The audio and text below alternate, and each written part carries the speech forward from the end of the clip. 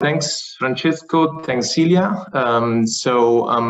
Very briefly, what I'm going to talk about today is three main aspects. The first one, I will introduce what A2A does as a company and why innovation is relevant to us. The second point I will touch upon is, of course, why circular economy is a pillar for A2A. And lastly, I will present some examples that showcase how innovation can be a trigger to transform waste into a resource. So A2A is Italy's largest multi-utility company, and we deal with different business sectors from power generation to distribution and selling of energy, gas, and water, to waste collection and management till the smart city. And here you see a few numbers from last year, 2019, in terms of revenues, EBITDA, number of employees, and of course investment, which is a pretty relevant topic for us as well. I am part of the innovation function at A2A, and what we do is to support the group, A2A group, in a process of continuous transformation at the short, mid, and long term. And what we do at the short term is that we look at improving the efficiency and the effectiveness of our core business, while at the mid and long term, we look for new trajectories and opportunities to define new business model. And to do that, we use different channels. As you can see here from the slide, we have scouting programs that we use to directly engage with the ecosystem of startups across the globe. And this allows us to create joint projects, what we call proof of concepts, with the most interesting startups. And if these projects are successful, we can then scale the technology, the product, whenever it is about, into our business.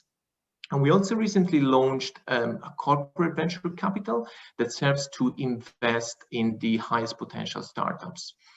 And finally, another interesting tool is about the innovation calls that are open to companies and individuals across the globe to help us to solve some of the biggest challenges that we face in our business. And by the way, if you go to Innocentive, you will find in these days a couple of challenges that we posted as A2A. So the circular economy, of course, is a relevant aspect, a very key aspect for the strategic development of our group. And our business model, as you see in the slide, is in fact an integrated loop of services that allow to maximize the value of the resources, being them energy, water, or materials. And it is pretty clear that as innovation, of course, we see that new technologies and digitization are the key enablers to accelerate the transition to circular economy. And this is true for different business sectors that go from waste management to transition to renewable energy, to water infrastructure management. And of course, something that I like to mention is that as of January 2020, we also became part of two very relevant networks, one international, one is national, the Ellen MacArthur Foundation and the Italian Alliance for the Circular Economy. And we are part of these networks with the specific aim to develop joint initiatives at corporate level. And today, I'm going to focus just on the waste sector. Here you see on the slide a few interesting numbers. Every year as a company, we collect about 1.7 million tons of waste. And in our plants, we treat about 3.4 million tons. And as demonstrated by the fact that just the 0.03% of the waste we manage actually goes to landfill, a very key point to us is how we can transform waste into a key resource, both for our company, of course, but also to have a positive impact on the communities and the territories we operate in. In the diagram on the right, you see three cases that exemplify our approach to consumer waste. On the left side, the sorted waste, it could be any type of waste, glass, plastic, paper, cardboard. It goes to our selection plants to create clean material streams towards recycling processes. And I will touch on this aspect later on. In the middle part of the diagram, you actually see how we deal with organic waste. So through a process of anaerobic digestion, we can transform it into biogas or compost. And on the right side, you actually see what happened to the unsorted waste. Instead of going to landfill, it actually travels to our waste-to-energy plants, where we transform it into energy and heat. If you consider for the city of Brescia, the benefit, Brescia is a city in the north of Italy, for those of you that are not Italian, the benefits generated by our waste-to-energy power plant right there is that we can produce electricity for about 200,000 families, and we produce heat for about 60,000 apartments that we, of course, deliver through district heating. So as I said, the first project I want to talk about is about plastic. As most of you know, as of 2019, the European Commission has produced the so-called single-use plastic directive that defines the targets to be reached by 2025 and 2030 in terms of the capacity that each and every nation should have, each and every state should have in terms of recovering plastic.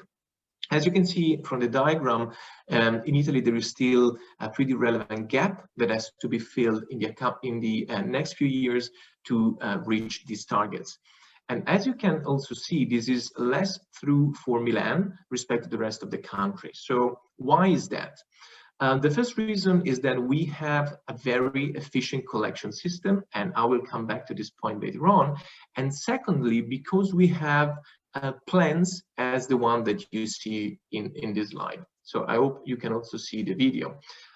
This is a very advanced sorting plant that is capable of treating about 50,000 tons of plastic every year, and it gets separated into 12 types of pure plastic streams. It could be PET, PP, PE, and these plastic types are then sent to recycling plants to be treated and recycled. At the present, there are installed in these type of plants different technologies that are capable of making the sorting, but to improve even more the capacity of controlling the quality of our processes, we wanted to implement an additional layer of technology. So through our scouting program, as I described previously, in particular through the scouting program we have with Plug and Play, which is one of the most renowned accelerators globally, we found a UK-based company which is called Grey Parrot, which is developing an integrated computer vision and AI system that is capable of building up metrics specifically for the waste sector. And at the moment we are running testing with them. Here you see a few images of the system installed at one of our plants, actually the one that I showed you previously. And the successful application of this technology will allow us to define with very high precision the quality on the sorting, so that we can implement, where needed, corrective measure to deliver higher quality materials to the recycling step. And as a note, we also decided to invest in Grey Parrot, thus creating a very strong case where we integrate together different innovation channels, as I described previously. So the scouting program to find a company, we are testing now the product and the system that they provide, and we managed to invest in this company. And in parallel to computer vision and AI, we are of course also working on other technologies such as advanced robotics that is used to achieve even higher recovery rates of materials and products. And of course, it can be applied to any type of waste stream. And in parallel to that, we are also looking into blockchain as a means to track waste through the supply chain and down to the waste cycle.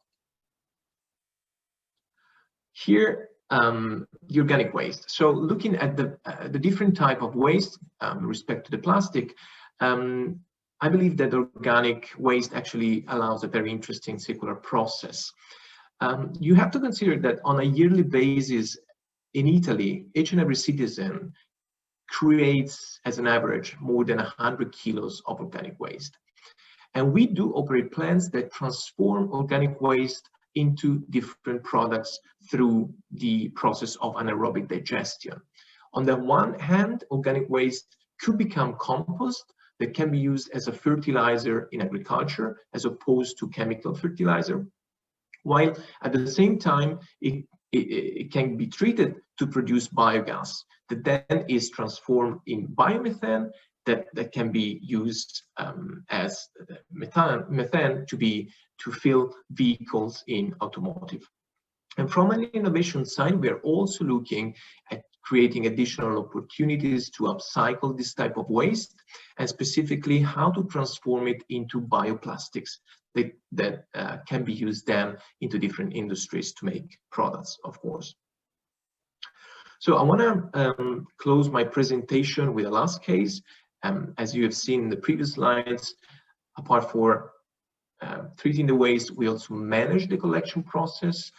And I believe that there are some very interesting opportunities exactly in this area, which is waste collection and waste collection systems.